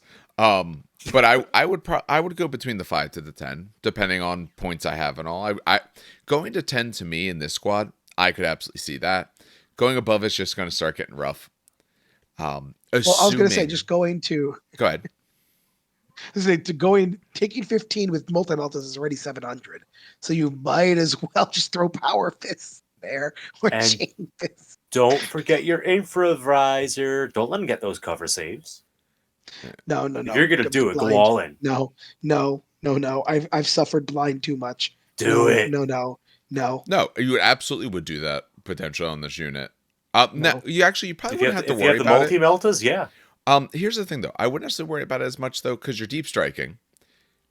And if you're deep striking with them, there may or may not be night fighting. And, okay, I'm preventing you from your shrouded on the multi-meltas. That's good, but that is the only time I would be concerned about the potential blinding, although I'm not terribly concerned of blinding because there's just not tons and tons of weapons that do that. Until someone brings the one stupid dreadnought with a conversion beamer, or the one stupid predator with a conversion beamer. And that's fine. Plastic yet. And that's fine. You shouldn't tech about everything against this one potential thing that someone may run against you one time. Very true. But again, from someone who's been blinded before. But so that gives you a bias because you're like, oh, it happened to me and it was really bad. So it's the worst rule in the game kind of thing. Like, It happened. Say the worst rule. It's a good rule. No, but you know what I mean. It's this idea that it happened to you, so you're constantly looking for it. It's not a very common thing. It doesn't mean it can't happen, but it's not very common. I would put infravisors on something that is less affected by blind.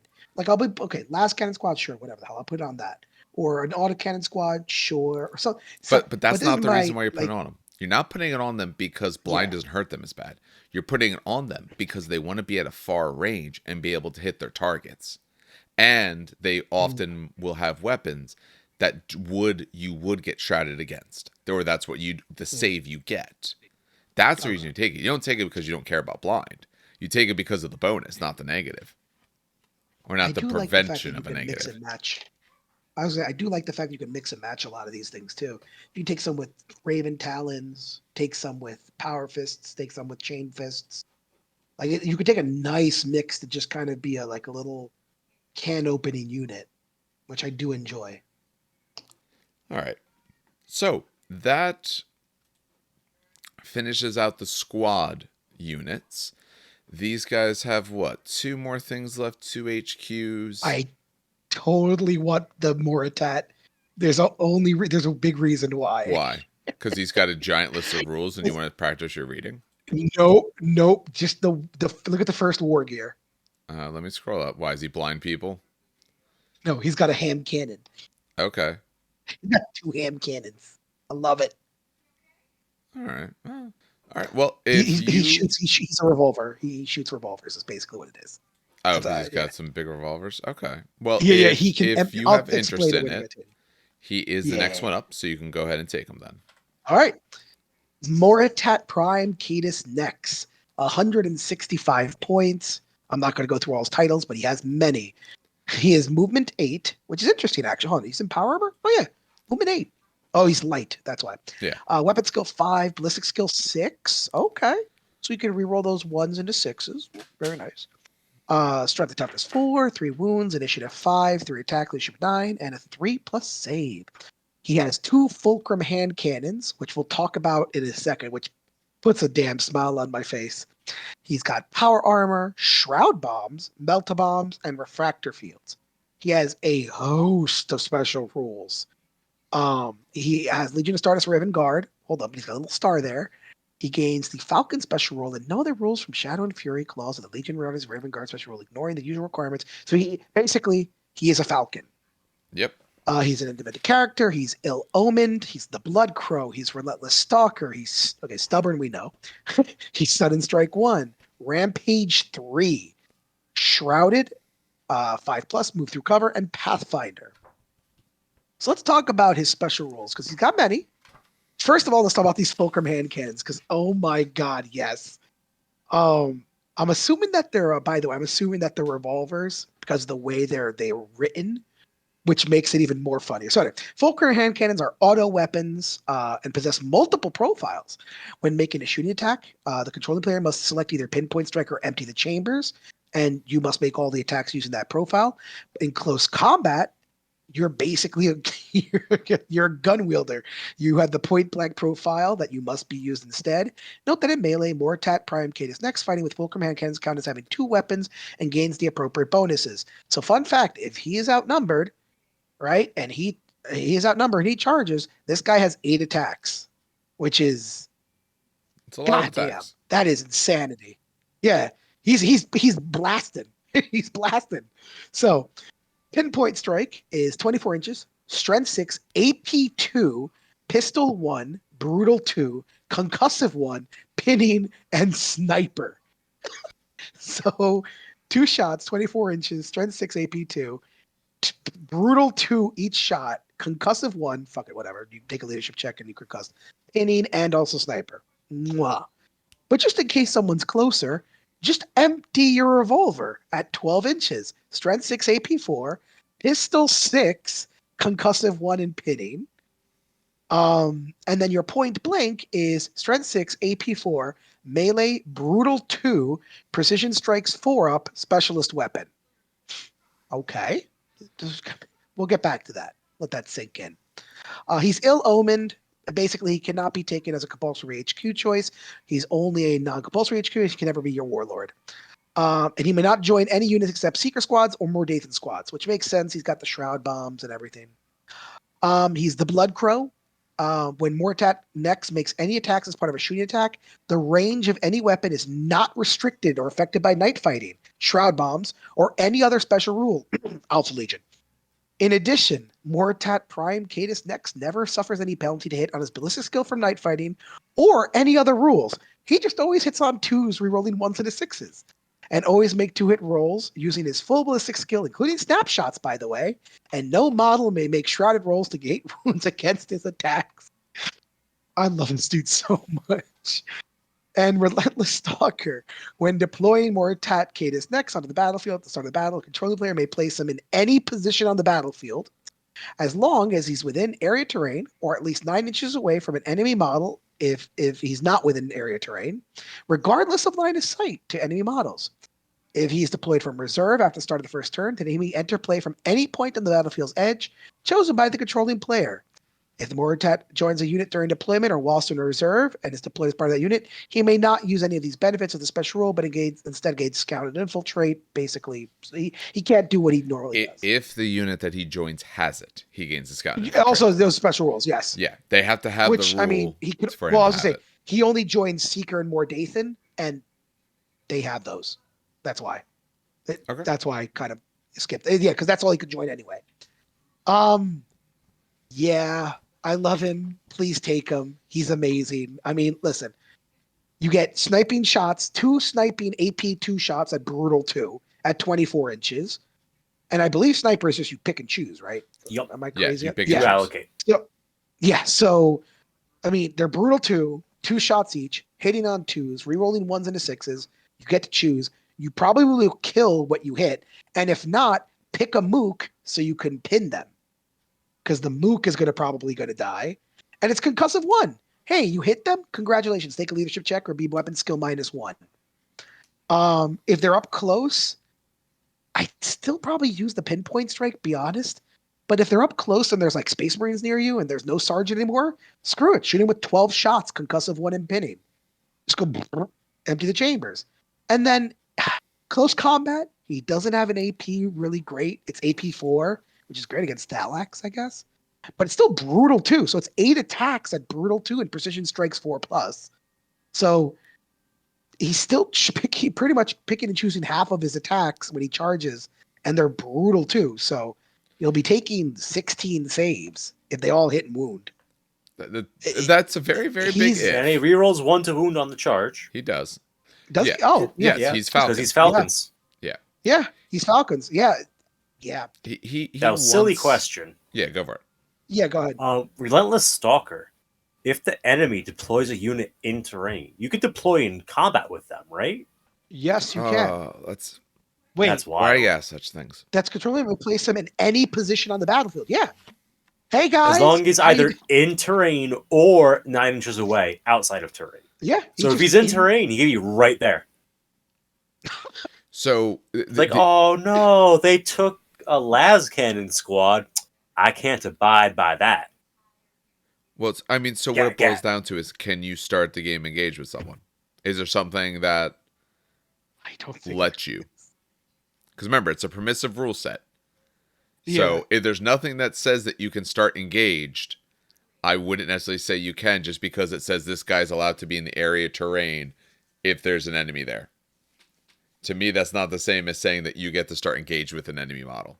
I see what you're saying. Yeah. But that being said, Because still remember, hilarious the to only be time, like, by rules, the only time you're allowed to be within an inch of an enemy is when you've declared an assault on them. oh, and then okay. you've made so yeah, assault no, I don't moves. think yeah. Have you guys seen the second Venom movie? No. I'm terrible about Oh. watching films. As many things as I'd love to watch, I don't Yeah, watch. same here. I'm in that same boat, but I did recently see it. And for anyone who's at home listening, for some reason, I'm just picturing Cletus Cassidy just with 2 revolvers as this Yeah. guy. Yeah, I can see This that. is I love this. So it's fluffy, it works, it looks cool, it sounds cool. I just love this model. I think this is probably top 5 special characters we had in every single Legion we reviewed. He's maybe not the strongest, right? There's probably stronger, obviously. Like Sigismund Oh, or he's something. up there. No, but he's up. No, he is up there. They're But, like- stronger for a very simple reason. Some of the other ones are stronger, or the reason why I wouldn't put him at strongest is because his 3-up save. Almost every other Yes. character is an Artificer armor. To me, that's his only problem.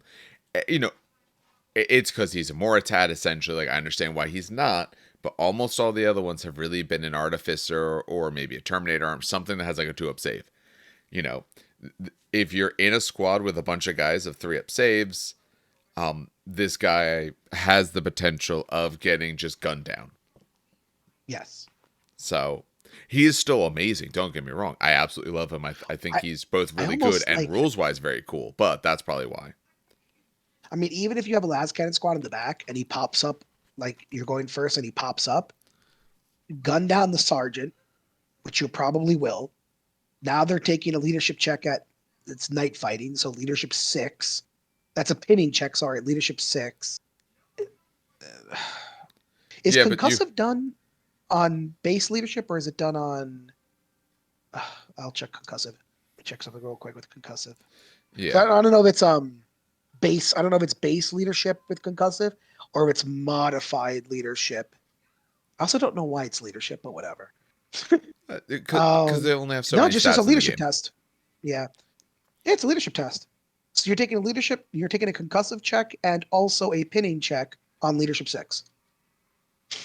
True. Although, I mean, you fire at that last cannon squad, he's gonna have a bad day. You pin them before they fire back. Not with the new way that Oh, the that's rules are written. right. The stupid. Oh my god, I That's not forgot about stupid. that. It needed to be written that way. Yeah, I know. Essentially, I it means forgot. both sides I get to did fire. forget. Yeah. Yeah, I did forget that. Yeah, Okay. with the way they FAQ'd it, when someone gets shot, you choose then. Yeah, I'm gonna Oh, okay. I'm gonna fire excited. I at was like, you, oh yeah. and it happens then. You both sides get to shoot fully, but you've declared it, and the shots Yeah. are all happening then. So they've removed that sort of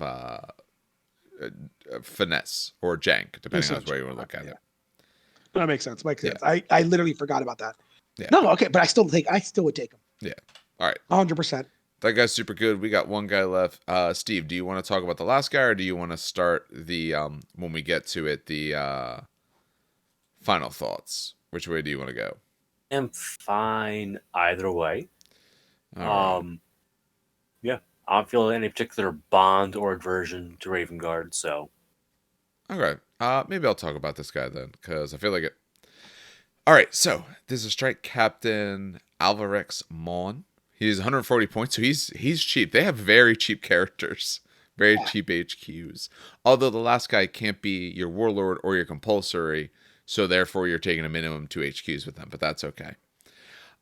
So stat line, he looks to be essentially Centurion's stat line. He's 5 weapon skill, 5 ballistic skill.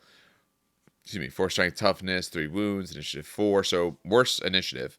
3 attacks, leadership 9 to up save because he's in the Artificer armor. He has a bolt pistol Kaedes. That is his special weapon, so we'll get to that. He's got Artificer armor, he's got his frag and crack grenades, and he's a Nightfall Pattern Stratovox. He's a Master of the Legion. He's an independent character, and he has a Warlord trait. So the other guy didn't get a Warlord trait because he's not allowed to be the Warlord. This guy can. Also, the last guy is not a Master of the Legion, so it makes sense you had to bring someone else. This guy you could bring by himself for his cheap points if you want. Okay. This is like, yeah, this is a normal dude. Okay. So he has a dedicated transport option. Yeah, exactly. I was good. I was checking. I was like to say, wait, no, he's a normal model. He's infantry because I thought maybe I missed it. And he was, every now and then I missed that they're a contemptor or something. But no, this guy isn't. He can take a drop pod or a Storm Eagle as a dedicated transport option.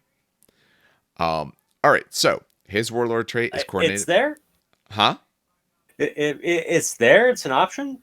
Yeah. I guess it lets you break normal force org and attach a squad to him to ride in the transport. Yes, because keep in mind for people listening, drop pods Most are actually things don't have drop pods. Yeah, drop pods are really tough to get. Naturally, there's some rights of war that do it, but naturally they're actually very tough to get. So this isn't bad either. So it fits very well as Warlord trait, Coordinated Planet Strike.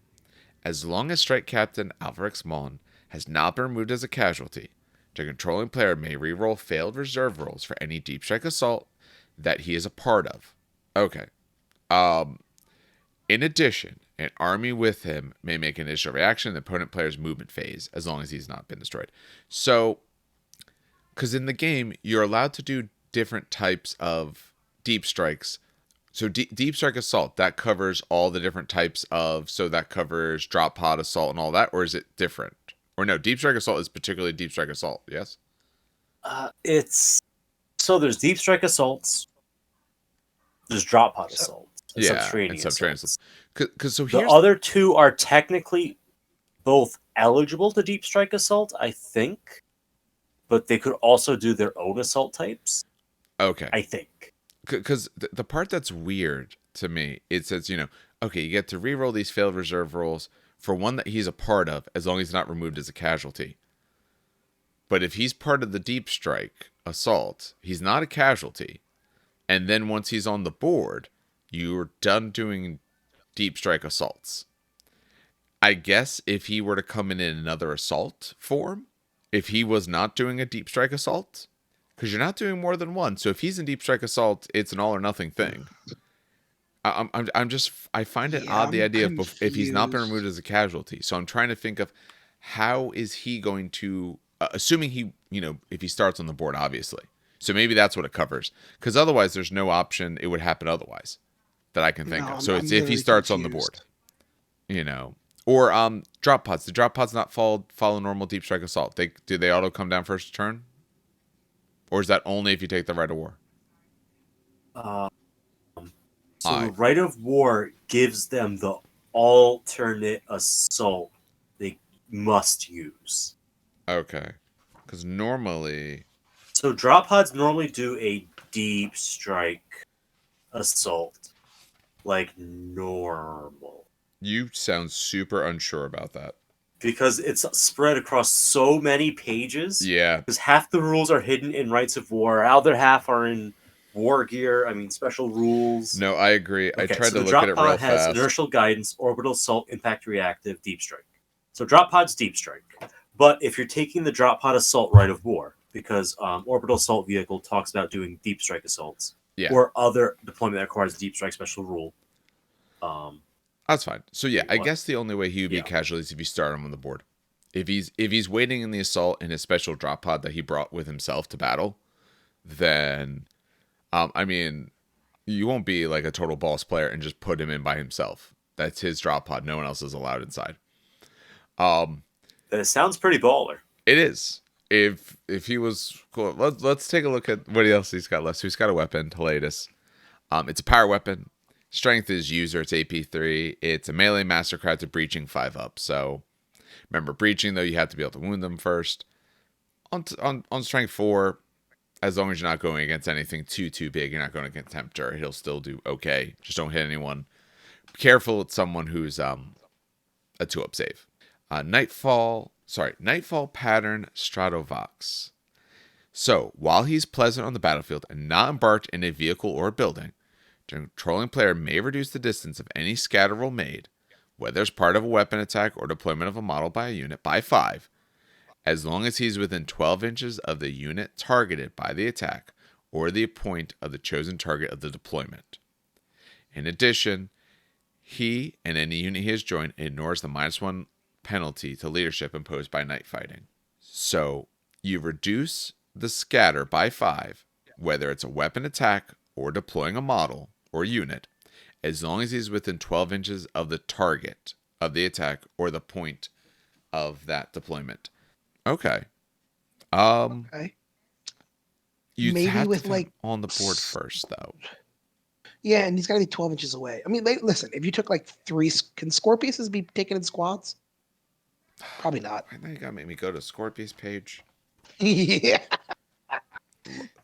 See the joy of playing. Are they Scorpius or heavy? Yeah, sport? they have squads of up to 2. Up to 2. There you go. So like maybe you take 2 Scorpiuses, which are really good against like anti-infantry, and maybe he's within 12 inches. Like I don't know. Scorpii. It's such a. His rules are such a niche case. His rules are across the board, and his rules are across the board because he can take a drop pod. So he has this deep strike option. It makes you think deep strike, but then his rules essentially play out that he should be on the board. I'm not saying you might not be able to find some weird combination and all, and maybe there might be a trick that we're missing. And if so, put it down below. That's maybe always of interest. Yeah, please. I was gonna say, but maybe it's like maybe this. He comes down in deep strikes with a squad, right? Okay. In a drop pod. Sure. And because drop pods can't go off the board, or they can't they can't land on something because they have that weird, I think, inertial guidance system or whatever. Yes. Yeah, so he's going to land kind of where he wants, especially on like turn 1, right? Okay. Well, no, not turn 1. Oh, so no, they're deep strike. Deep strike. Sorry. Yeah. Sorry. He gets to 2, 3, 4. 2. Yeah. So turn 2, he gets to re-roll that deep strike assault, right? Or whatever. Point is, comes out of the drop pod.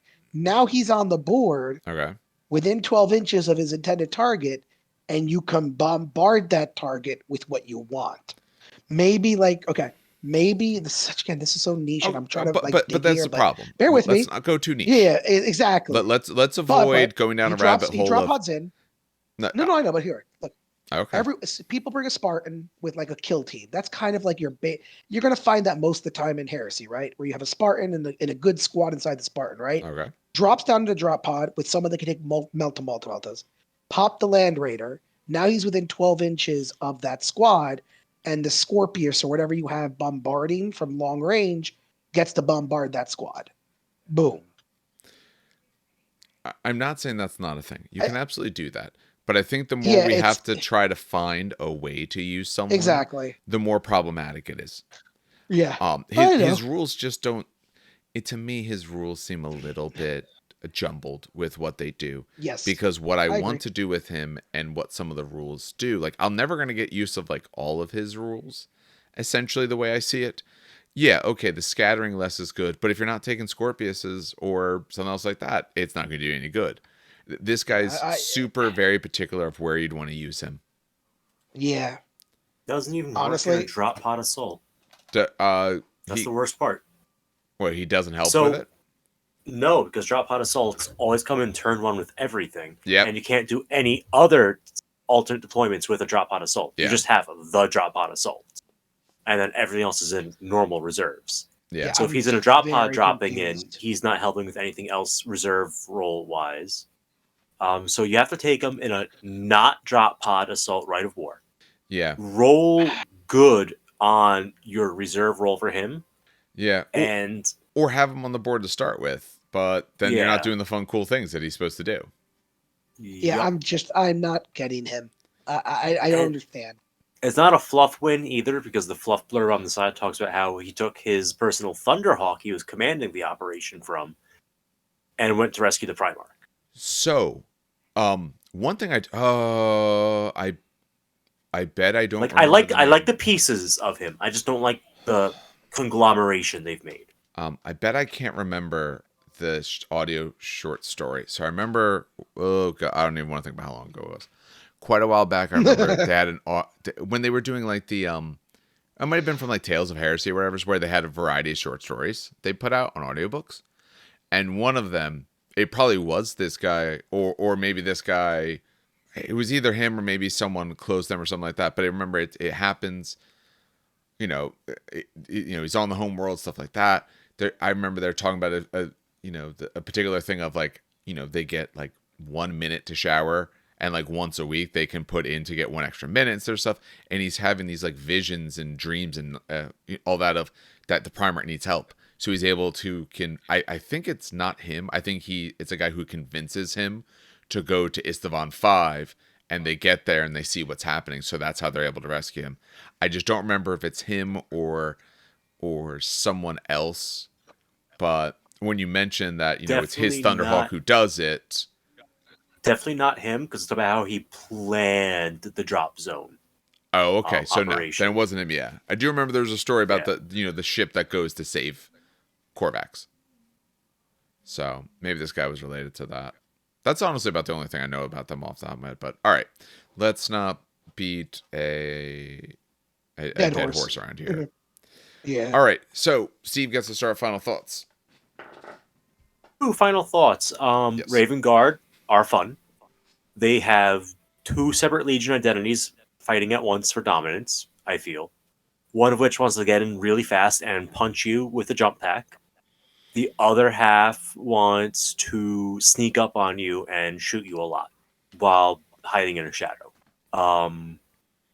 So I want to say combined arms is the right approach, but the problem is it puts all of your melee units in the back and all of your shooting units in the front. And that's generally not how you want to do things. That's true. So I want to say you want to pick either a on foot force or an on jump pack force to be like the core of the army, because I feel like the things you infiltrate are going to be exposed until your close combat beat sticks get into the fray. To a large extent, it's not quite a guarantee. Oh yeah, because if you have a jump pack in any way, you also don't get to infiltrate. So you don't get an. Correct. All your cool special units that you want to get close aren't allowed to get close. I still think you could do combined arms. I still think that works, but I just don't think you're going to get as much use out of the second part for which group was it? The one that infiltrated? Not Talons. The Talons. Oh, it's Talons. Talons Okay. infiltrate. Yeah. And Falcons get the rerolls. They Falcon punch. Yes. Yeah. I think you'll still get some of the use of the talent. Okay, you'll get a Shroud save. Cool. I don't think you'll get a whole lot of use other than maybe, like I said, maybe for your attack squad or a unit like that. So that way they can get to a better spot. Not even because I'm trying to get them close to be able to like lay down withering fire, but even just to get to a good spot, to get to a good cover spot, to get closer to maybe the objective or where I want them to be, or maybe on the board in my deployment zone, I don't have a lot of good cover. Oh, well, hey, I can infiltrate them up and I can put them in a spot where they have the cover that I want them to have so they can, hide out and survive a little bit for a while. Yep. I think But just to cross streams real fast. Yeah. Here's your reminder that heavy support squads are heavy this edition. Yeah. So they are not infiltrating into a good firing position, unfortunately. But don't worry, your squad of las cannons, when they charge, get reroll ones to wound. Yeah. I understand why they did it. They had to do it that way. Okay, there's other options they could have done. But I understand why, okay, you can't let heavy do it because then, like, I'm infiltrating all my heavy stuff. Like, it's almost an auto. I understand why they had to change it, but although your heavy support squads, I don't think they care about getting that bonus anyway, one way or the other. I'd rather them have essentially their special night vision and +1 ballistic skill. I care about taking them because I'm for 10 points. I'm going to make sure that they can do what they want on the board. True. But having that 6-up protection doesn't hurt. No. It's better than and neither does getting to, if say you have like some really dense terrain, but there's like a good lookout spot at the center table, you'd want to put your shooting squad up there to kind of control the flow of the battle. Yeah. I mean, surprisingly, these guys don't care so much about vehicles unless it's very particular vehicles. If they don't fit the right type of vehicle, they don't even get bonuses anyway. But in general, that just doesn't feel to fit the army anyway. This is another army where I would say they don't fit the starter box great. Because they do not. When you think of Raven Guard, you're thinking of things in jump packs. Or, I mean, yeah, they have their own special jump pack, but short jump packs. You're thinking of probably not big Spartans or anything like that. Contemptor's fine. Everyone can take a Contemptor, have fun. They got a cool Contemptor. But I think you're thinking, okay, sniper, okay, you can modify guys for that kind of stuff. Or some of the other units, or the units that shine really well with the night vision is heavier units. Okay, you'll have the bodies, but then you gotta get some upgrades as well. You can play them out of the box, but I think they want some different stuff. I agree. Although, with the box, maybe you won't use the Spartan, but Bolter Boys are always useful. Yeah. And you get those Terminators that you could do up as some Deliverers. Absolutely, because they will at least get the Deep Strike. Yes. That and heavy weapon sets are now out, so you could pick up one of the heavy weapon sets that you like, slap that on the guys in the back, and now you have a good fire support that often, not always, but often, does better than other people's heavy firing options in the first 1 to 2 turns when there's night fighting. Because you don't care about that and you don't get shrouded.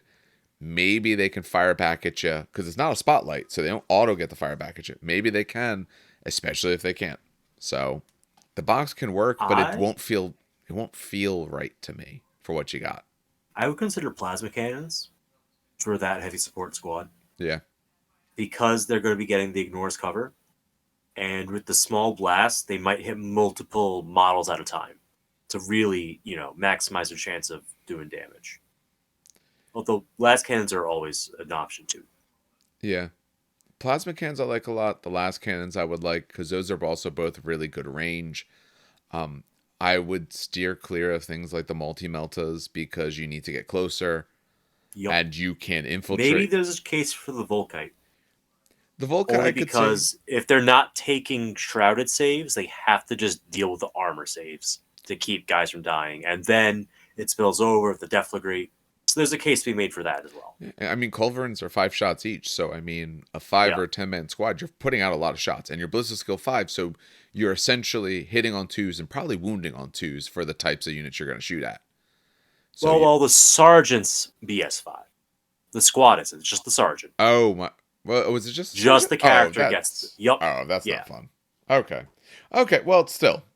You're still You can taking away do quite cover a few. saves though, Yes, and okay. shroud saves. Shot saves. Wait, they still technically. Oh yeah, because they just stopped shrouded. I think they would still get cover, so they would still have some ways to save if they're in terrain, but you're limiting them greatly. Hmm. Yeah, that's my read on it. I think there is some uses for that starter box. There's always basic bodies. I made a pretty slick what's the dual pistol guy called? Moritat conversion out of the box, which is pretty fun.